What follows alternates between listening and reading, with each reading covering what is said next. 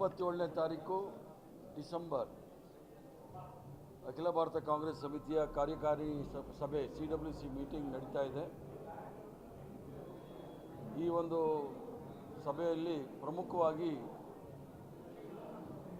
ಮನ್ರೇಗಾ ಮಹಾತ್ಮ ಗಾಂಧಿ ರಾಷ್ಟ್ರೀಯ ಉದ್ಯೋಗ ಖಾತ್ರಿ ಯೋಜನೆಯನ್ನು ಹೆಸರನ್ನು ಬದಲಾವಣೆ ಮಾಡಿ ಅದರಲ್ಲಿರ್ತಕ್ಕಂಥ ನೀತಿ ನಿಯಮಗಳನ್ನೆಲ್ಲ ಬದಲಾವಣೆ ಮಾಡಿ ಬಡವರ ಮೇಲೆ ಬರೆಯನ್ನು ಹಾಕಿರ್ತಕ್ಕಂಥ ಭಾರತೀಯ ಜನತಾ ಪಾರ್ಟಿ ನರೇಂದ್ರ ಮೋದಿಯ ವಿಚಾರದಲ್ಲಿ ಚರ್ಚೆ ಮಾಡಲು ಈ ಒಂದು ಸಭೆಯನ್ನು ಕರೆದಿದ್ದಾರೆ.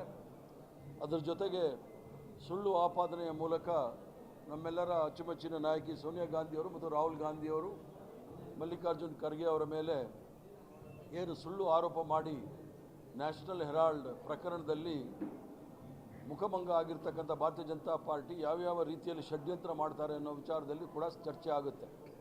ಈ ಚರ್ಚೆಯಲ್ಲಿ ಭಾಗವಹಿಸಲು ನಾವೆಲ್ಲರೂ ಸಹ ಕಾಂಗ್ರೆಸ್ ವರ್ಕಿಂಗ್ ಕಮಿಟಿ ಸದಸ್ಯರು. ಅದರಲ್ಲಿ ಕರ್ನಾಟಕ ರಾಜ್ಯದಿಂದ ವೀರಪ್ಪ ಮೊಯ್ಲಿಯವರು, ನಾಜೀರ್ ಹುಸೇನ್ರವರು ಹಾಗೂ ನಾನು ಮತ್ತು ಇನ್ನೊಬ್ಬರು ಇದ್ದಾರೆ. ಒಟ್ಟು 4 ಜನ ಇದ್ದೀವಿ ನಾವು. ಈ ಸಭೆಯಲ್ಲಿ ಪಾಲ್ಗೊಂಡು ಮುಂದಿನ ವಿಚಾರಗಳನ್ನು ತಮ್ಮ ಮುಂದೆ ಬರ್ತೀವಿ. ರಾಜ್ಯದ ವಿಚಾರವೂ ಚರ್ಚೆ ಆಗುತ್ತೆ ಸರ್. ಕಾಂಗ್ರೆಸ್ ವರ್ಕಿಂಗ್ ಕಮಿಟಿ ಸೇರೋದು ದೇಶದ ವಿಚಾರಗಳನ್ನು ತಿಳಿಸಲಿಕ್ಕೆ ವಿನ ರಾಜ್ಯದ ವಿಚಾರಗಳನ್ನು ಉಸ್ತುವಾರಿ ವಹಿಸಿರ್ತಕ್ಕಂಥ ಜನರಲ್ ಸೆಕ್ರೆಟರಿಗಳು ಮಾತ್ರ ವಿಚಾರಿಸ್ತಾರೆ. ಉಸ್ತುವಾರಿ ಅವರು ಇಲ್ವೇ ಇಲ್ಲ, ಬಂದೇ ಇಲ್ಲ ಸರ್. ಇಷ್ಟೊಂದು ಗೊಂದಲಗಳಾದರೂ ಅವ್ರು ಬಂದಾಗ ಕೇಳಿ, ಅವ್ರ ಪರ ನಾನು ಮಾತಾಡಲಿಕ್ಕೆ ಆಗೋದಿಲ್ಲ. ಯಾಕಂದರೆ DK ಶಿವಕುಮಾರ್ ಅವರು ಸರ್ CWC ಮೆಂಬರ್ಗಳು ಕೂಡ ಕೆಲವರನ್ನ ಭೇಟಿ ಮಾಡಿ ಮಾತುಕತೆ ನಡೆಸಿದ್ದಾರೆ. ಅವರ ಒಂದು ಅಭಿಪ್ರಾಯಗಳು ಕೂಡ ಮುಖ್ಯ ಆಗುತ್ತೆ ಅಂತ.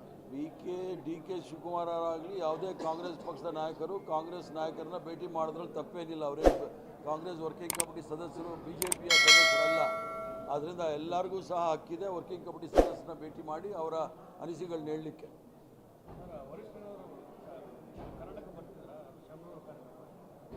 ಗೊತ್ತಾಗಿಲ್ಲ. Thank you. ಲೇಟೆಸ್ಟ್ ಹಾಗೂ ಇಂಟ್ರೆಸ್ಟಿಂಗ್ ಸುದ್ದಿಗಳಿಗಾಗಿ ಬಾಸ್ ಟಿವಿ ಕನ್ನಡ ಚಾನೆಲ್ನ ಸಬ್ಸ್ಕ್ರೈಬ್ ಮಾಡಿ. ಹಾಗೆಯೇ ಬೆಲ್ ಐಕಾನ್ ಪ್ರೆಸ್ ಮಾಡಿ. ಇದರ ಜೊತೆಗೆ ಫೇಸ್ಬುಕ್, ಇನ್ಸ್ಟಾಗ್ರಾಮ್, ಎಕ್ಸ್ನಲ್ಲೂ ಮಿಸ್ ಮಾಡದೆ ಫಾಲೋ ಮಾಡಿ.